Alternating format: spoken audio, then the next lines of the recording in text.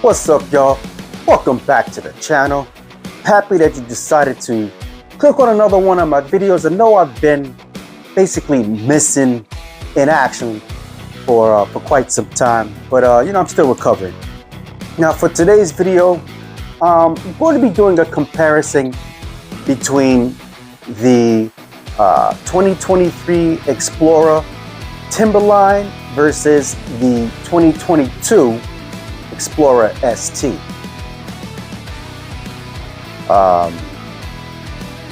And which the question is, which one would you pick? But first, before we go any further, like always, I want to remind you guys to please continue to smash that like button, subscribe, hit that notification bell, make sure it's on all so that you'll get notified for when I come out with the next video. Greatly appreciated. Well, all right, well, let's get to talking about today's planned video. Now, this video basically came about because, I am looking to get another Explorer. I am going to stay in the Explorer community because, quite frank with you, Explorers are hard to beat in terms of, what it offers as far as its utility, being able to take my family around. I no longer be using it for work, and also, to satisfy my own performance needs. And of course, I have this YouTube channel. You need some DIY projects, and for the price and what everyone else is offering, twin turbo, all-wheel drive, capable of seating 6 passengers, utility, and being able to, which is very key, being able to go to drive on the beach. I have to have a vehicle that is beach worthy. And thinking about that, those items there, it's hard to beat the Explorer. So I decided that I don't particularly want to get another 5th gen. I would like to get a 6th gen. But which trim level? There's only really 2 that I'm considering, which is going to come up in this video, which is the ST or the Timberline. Man, I'm telling you, I really like what I see in both of them. But the problem is that there is a segment that's missing, that one Explorer doesn't fit. For instance, with the Timberline, it's a little more focused towards off-roading. And with the ST, it's a little more performance focused. There's no one Explorer that blends them both. I really feel like Bullet, the way that I kind of went along with modifying Bullet, it was a nice blend of both performance and off-road ability. So, there isn't nothing at this time with the ST line of Explorer, the 2020 and up, 6th gen, to blend them. So, there is a way of possibly blending them, but there will be some modifications depending upon which one that I pick that I'll have to do, which should be covering a little bit later in the video. So basically what I did was I had this thought. I'm torn between a Timberline and then a ST. So I did a poll in the community tabs on my YouTube channel. If you haven't visited the community tabs, please visit it whenever you get the chance, because I always ask a lot of different questions here. Rather if it's just an idea that I have, a thought I'm pondering, or if I'm trying to figure out what to do next. I often make videos based upon questions in the community tabs, especially if I post a poll and the poll gets more than 10 votes. As of right now, I believe it's somewhere at 18 votes. So obviously there's a lot of, and it's pretty much, it's not 50-50, but it's there. More votes are going towards the Timberline, but it's very close behind, which is the ST. So that tells me that, there are more people like myself that are a bit torn between which line would they get, the Timberline or the ST line. So this is why I made this video, just to kind of go over a few things. Which one would I get? Pros and cons of each of them. How would I modify them? And that third thing is, there is a way to blend the 2 segments, the off-roading and the performance, and which either one that I get. It's just a matter of what you have to do to kind of get what the other one doesn't have, which I'll go over that. Now, I'm just going to go over the Timberline first, of why I would get it. I get the Timberline basically because of the look. I really love the look of the Timberline. I mean, versus the ST, I'm telling you, the Timberline really has a really nice off-road look. That front end looks way better than the ST front end to me. Especially if you're more off-road minded, if you like that off-road look. The Timberline, the styling of the Timberline just, for me, just is really nice. You know, that accents, I'm really big on color contrasts and accents. And I think that orange, reddish trim, the lining and the hooks, I think that really just sets off the front end no matter which color you get. Really nice touch. So it's the looks, you know, it has that really nice aggressive front end. Even the grill, that grill looks way better to me than the ST grill. It has those two little 10-inch slots where you can get the Ford Performance LEDs. I really like that. And it actually has, you know, it comes with all-terrain tires, slightly smaller wheels. The rims are like 18s. But the tires, I believe, are what, 265, 65, 18. Pretty small tire, but, you know, it's a tall, pretty small wheel, but it's a tall tire, so you can achieve that off-road look. And the wheels, the stock wheels that come in the Timberline, I really like them. I think they're really nice. The tire combination is really nice. You know, I will most likely change the tires that they come with. I'll wear them out. But, you know, I love my needle-rich grapplers, so I'll eventually look to trying to put those needle-rich grapplers on it, especially if I don't like the tires that it come with. But the look is there. The off-road look is definitely on par. You know, also, other thing that I like about the Timberline Explorer is this thing is actually lifted from factory, just a little bit. No lift kit. The way that they lifted it is almost an inch, but I think it's 0.8, whatever. It's almost an inch, and they did it with only offering the off-road struts and shocks. Obviously, they're a little bit longer, so it gives it sets it off real nice. Nice little ride height on there. So, you know, that's a major plus for me, you know, major plus.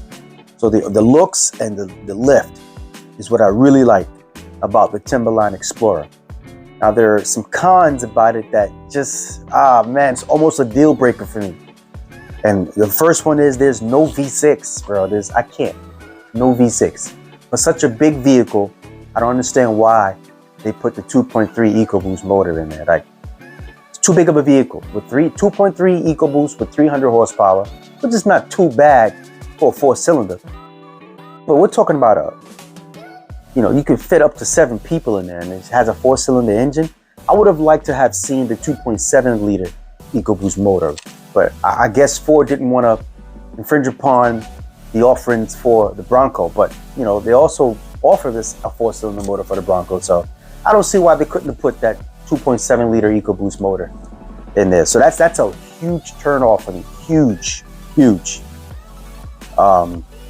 And the fact that it doesn't have full leather seats, that's another huge. I don't know about you, but I can't take any cloth. I could take some Alcantara, some suede inserts, but this cloth insert, never mind the color. It's like a greenish leather with like that same orange kind of red stitching. I don't mind that, but the fact that it has them cloth inserts, major turn off. That's 2 big strikes for me. And the third one, which is not so important, but it doesn't have LED headlights. It doesn't look like the highs or the lows are LEDs. Has some fog lights, but they don't look like they're LED. You know, that's a no-no for me. Even though, you know, I'm thankful for Oxido.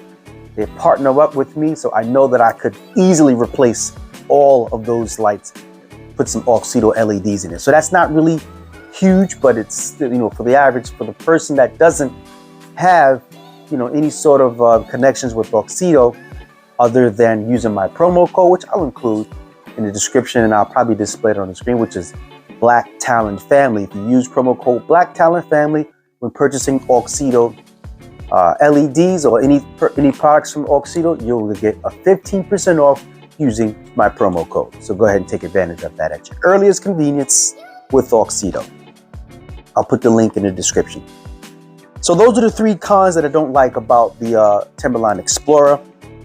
I like the fact that I can modify, and that's another thing in terms of the performance aspect of me picking an SUV. You know, I'm a car enthusiast. I'm going to modify it in some sort of way. You know what I'm saying? And I really like the fact that there are actual parts that you can buy for this Explorer Timberline. And the reason being because it has that 2.3 EcoBoost, which is shared with the Ford Ranger, and it's also shared with the limited trim of the Explorer. So I'm going to cover that in a little bit later, but that's a very big plus. You can modify it. So there's about 7 or 8 things that you can purchase for the Timberline Explorer to modify it, and it's relatively cheap. That's the part that got me too. You know, you could spend somewhere around $6,000, and you can have a nicely and tastefully modified Timberline Explorer with power potential. You know, I mean, it comes with 300, but you can get up to about 400, 425, which I'll cover. Matter of fact, why don't I just go through that that parts list that I made for, because I've already done my little bit of a homework, a little bit of a research into both the ST and the Explorer. So let's change gears a little bit, and I'll go right into modifying the Ford Explorer Timberline. So this is for a 2022 model. I mentioned those LEDs that you can get within the grille. Because I don't see that it comes with it, I was like, well, I gotta find it, and I actually found the website.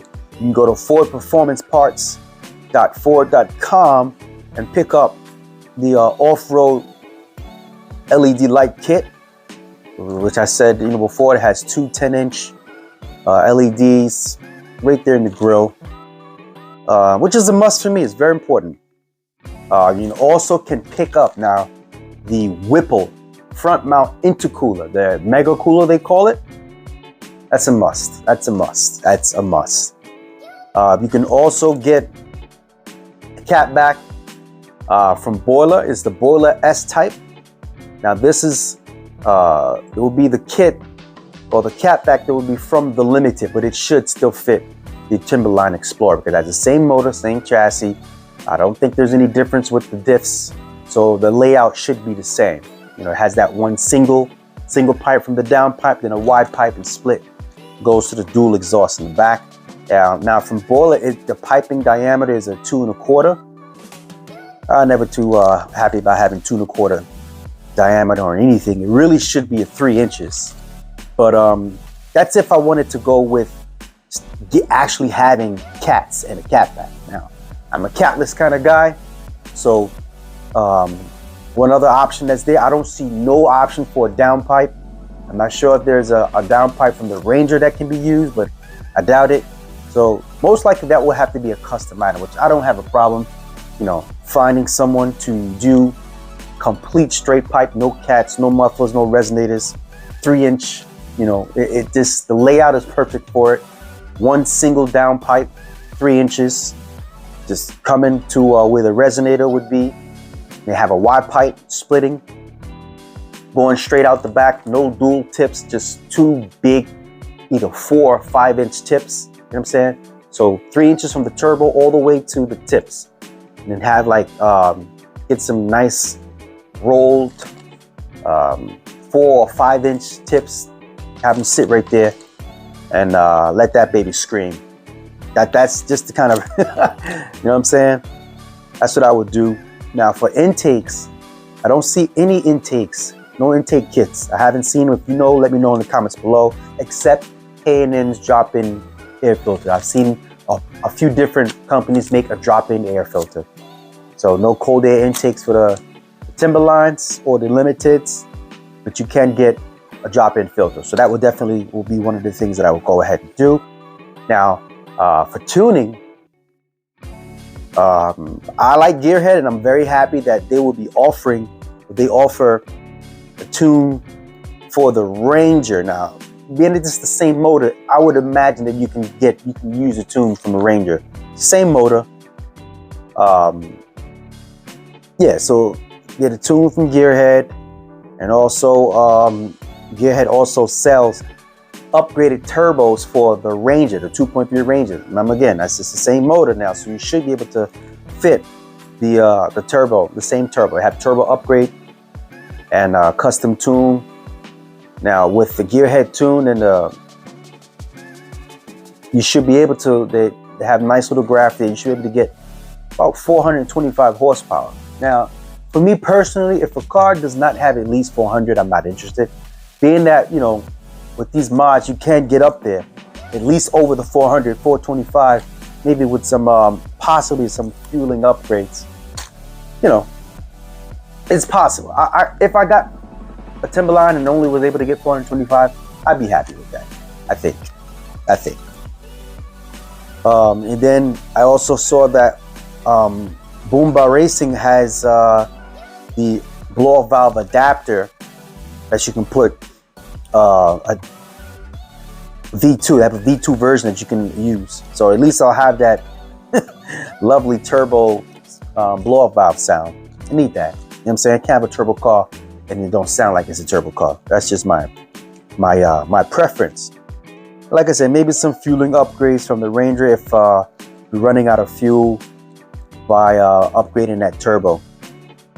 Now for suspension, now it has those has off-road shocks and struts, so I don't see that Bilstein makes any struts for this vehicle yet. And Steeda has some, but I don't know how it compares to the off-road shocks that come with the Timberline. Remember, it has that they're slightly longer shocks, so that's what gives it the lift. So I will definitely be keeping that, obviously.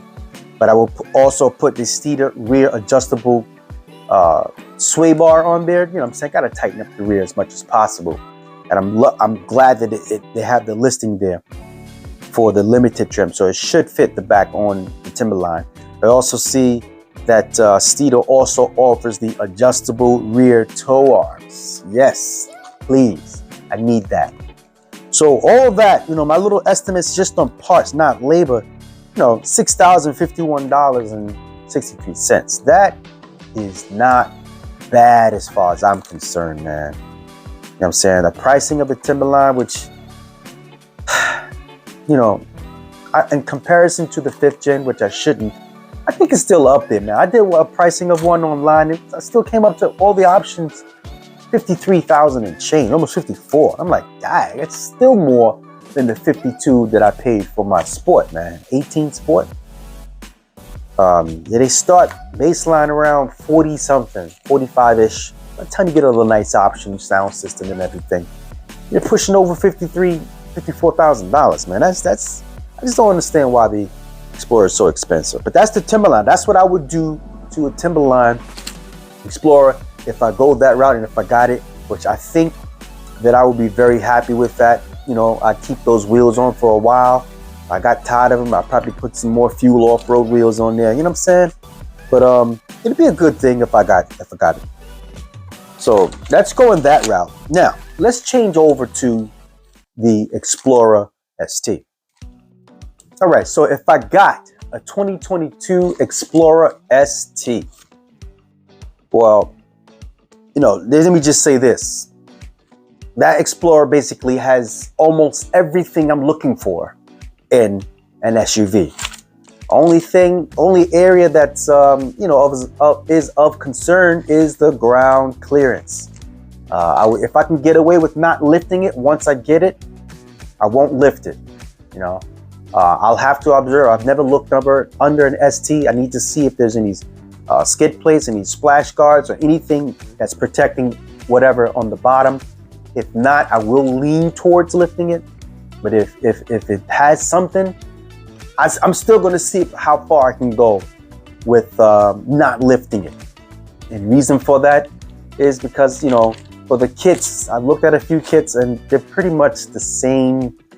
I see it's a same potential issue that I was having with my Sport, which is the link that there's a bracket for the sway bar link in the front and the connection to the strut. That's a problem area. And then they still have that spacer on top. And I think that lift is only, I know there's the Traxxter one. Traxxter lift for the Explorer ST, it's only 1.5 inches. Personally, if it's not 2 inches, I don't want to spend the money to lift it. That's just my personal opinion. And then, you know, there comes the potential issue with that little bracket, small bracket, and I'd rather not deal with that. So I would have to work on trying to find out if I can get the correct size adjustable sway bar link so that I can not use the bracket for the sway bar link. So I'm gonna see if I can forego that. If I get an ST, I'm gonna see if I can forego lifting it. The ST basically has everything except the ground clearance. But what I think can be done, okay, this is just an idea, but it makes sense. Follow me. If I wanted to get at least 1 inch without installing a lift kit, and also, you know, just to kind of keep things simple, why not try to use the front struts and rear shocks from the Timberline? Because remember, the Timberline is lifted about 1 inch with just the suspension, with just the strut. So why not see if those struts from the Timberline will work on an ST to give you that 1 inch? That's like a free 1 inch, right?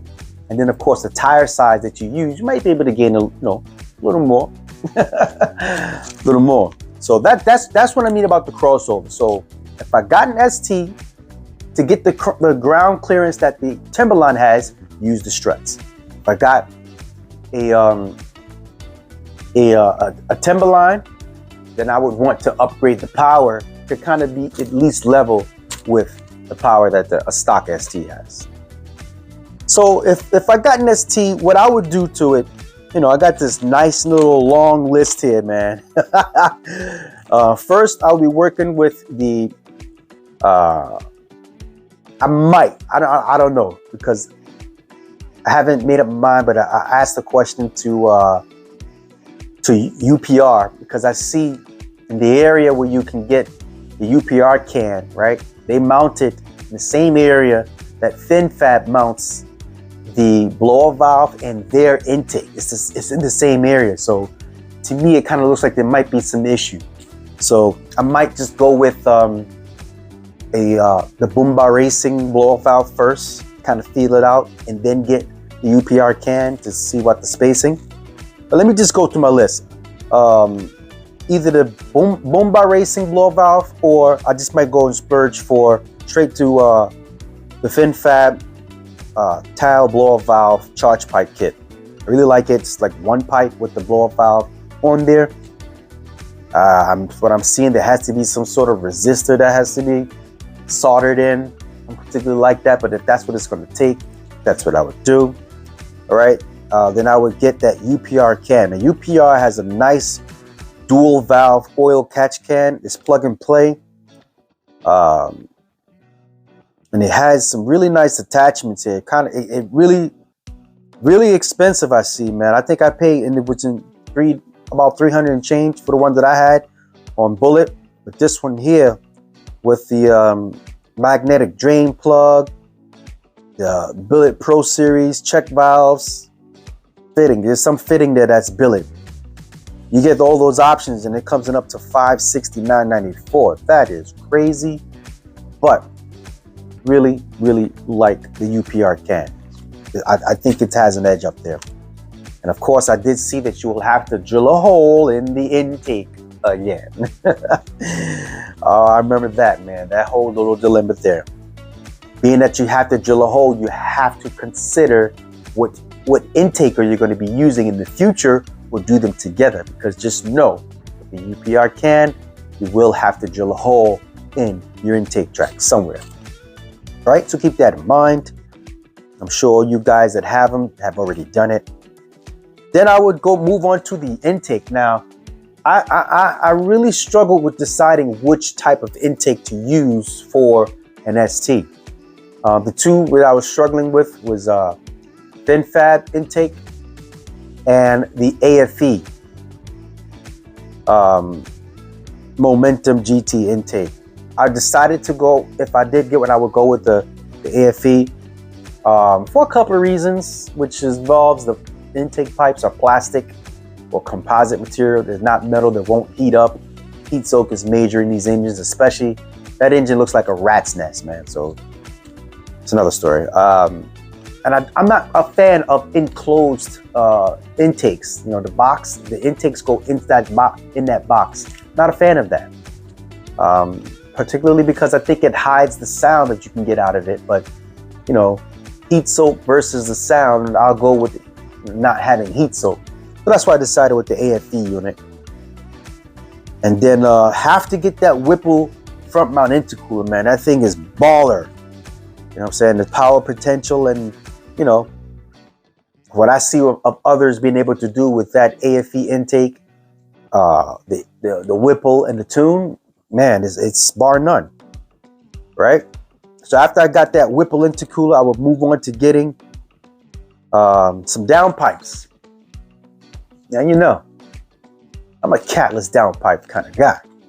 But I don't know, man. With this ST, I think I would want to try and focus on building a good sounding exhaust. With Bullet, I didn't care about sound quality. I didn't care about how it sounded. I wanted a free-flowing exhaust, the most free-flowing exhaust as possible. That's why I went completely catless to the boiler. I wanted that boiler sound. But for this, I want a good sound, man. So I may not do catless. If anything, I'll just get catted downpipes, 3-inch catted downpipes from SPD Performance. They have a, is it SPD? No, I'm sorry. I'm going ahead. So this SPD Performance here has a 170-degree thermostat. I will get that. You know, got to keep things cool.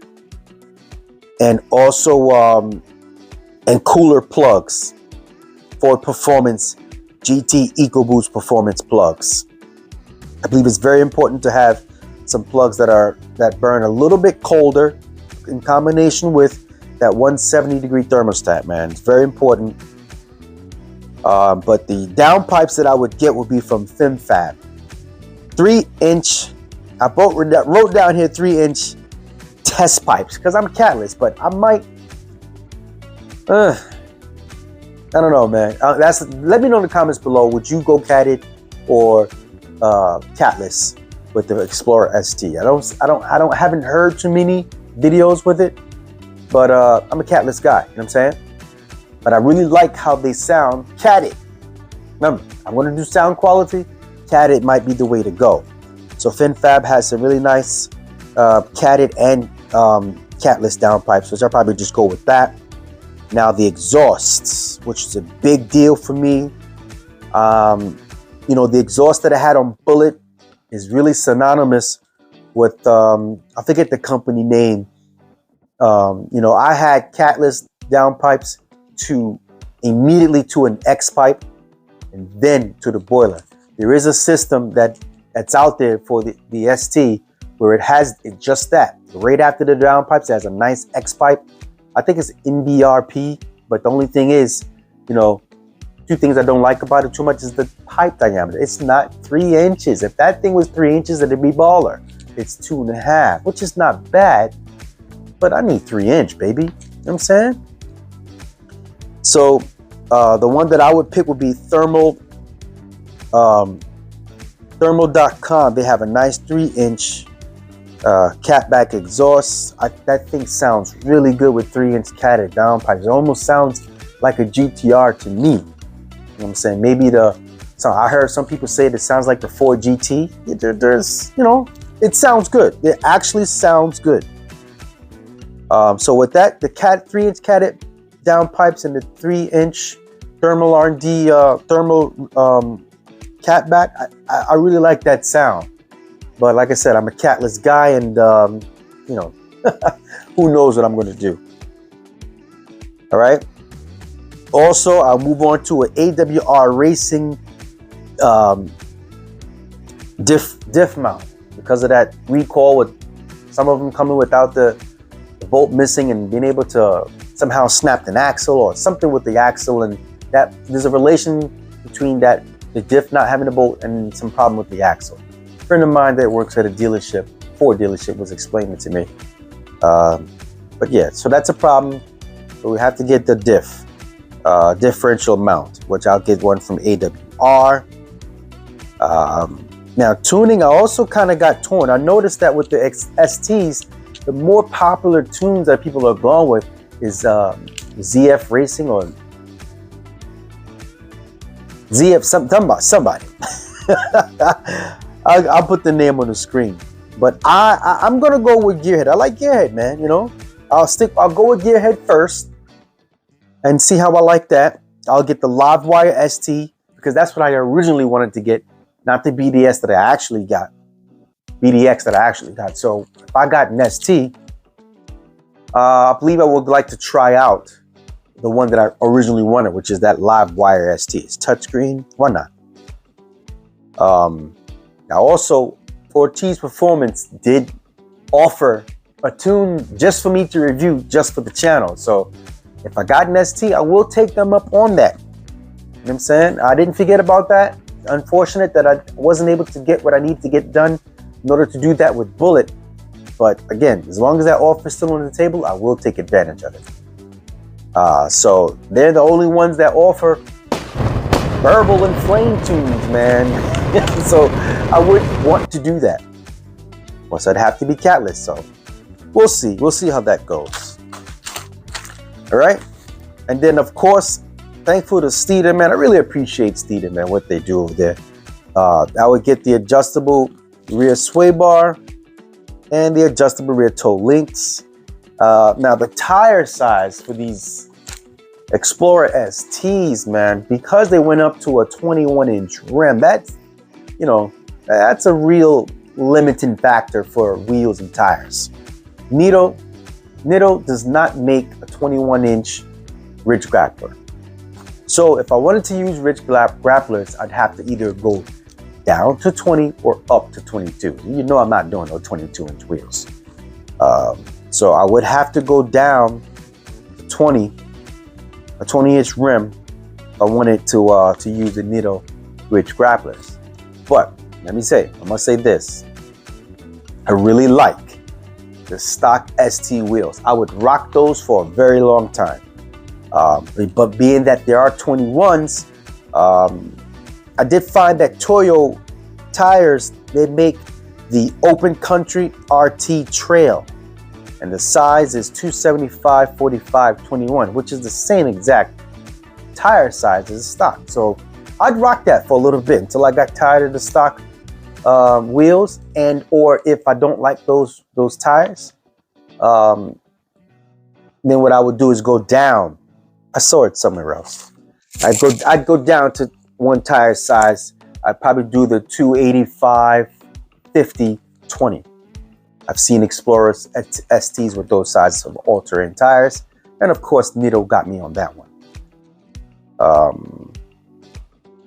Yeah, so that's it. That's basically what I would do if I got either one, either the Explorer Timberline or the Explorer ST. I honestly feel you can't go wrong with neither one of them, but it's just that me being who I am, me like to modify, and I got this YouTube channel. What the only difference is with the Explorer ST, I know that I could push it into that 600 horsepower range. Personally, as long as I could make at least 100 more horsepower with the modifications that I do, I'm happy. So the Explorer ST comes with 400. If I can get to that 500, a little over 500, I am happy. But I also know that I could push into that 600 range if I just upgraded the turbos, maybe put some E in there, and also the fuel system. If I did the injectors and the high pressure fuel pump, you know what I'm saying? Sky's the limit. I know that I could push into that 600 range. Do I need it? Absolutely not, unless I decide to start racing. Which, a lot would have to happen for that to take place, but it's not really my thing. But I do like to get into some shenanigans sometimes.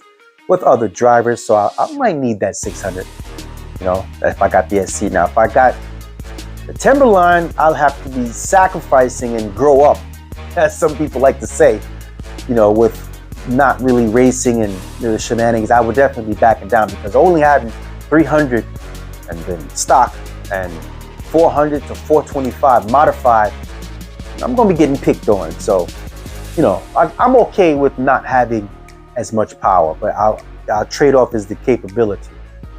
So that's going to be this video. So let me ask you guys, please let me know in the comments below if you haven't gone to the community tabs, or even if you have and you'd like to chime in. What would you do if money wasn't an option? Would you get the Timberline Explorer, or would you get the ST? I'm still torn. Let me know in the comments below what you think. All right? Well, all right. Well, that's going to wrap up this video. I want to thank you guys for watching. Please continue to stay tuned to the channel. If you have any questions, comments, or concerns, please feel free to leave that in the comments below. Right? If you have any video suggestions, with any videos you would particularly like me to make, if you need any help with anything that you may have seen on my channel, just feel free to let me know in the comments below. All right, so please remember to have a blessed day and peace out.